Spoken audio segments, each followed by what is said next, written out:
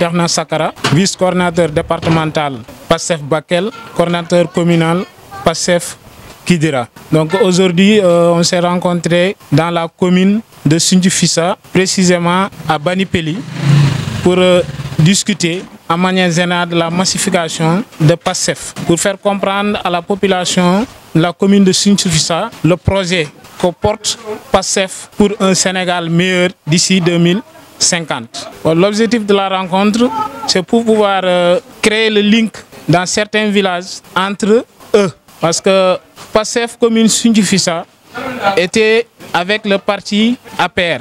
Donc avec des massifications, vraiment, la population a commencé à comprendre le projet.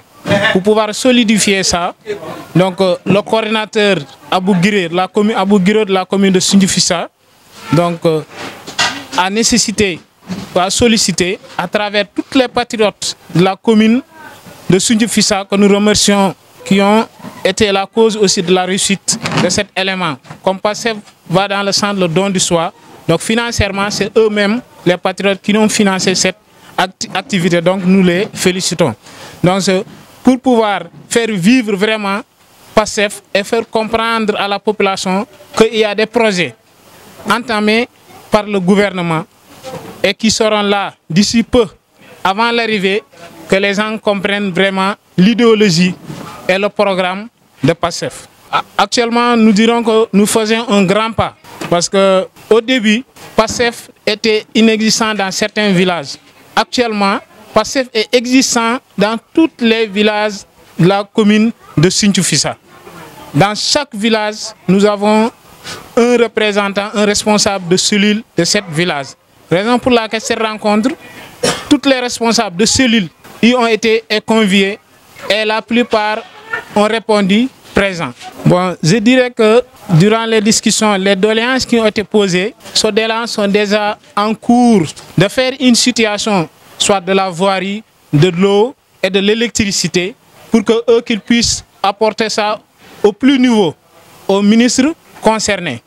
Et je crois récemment, le 17 passé du mois d'avril, ils ont pu rencontrer le responsable de l'ASER qui est chargé de l'électrification rurale pour parler des problèmes des villages vraiment qui n'ont pas encore bénéficié de l'électricité ou des villages qui sont en cours de travail pour que le projet puisse arriver à son terme.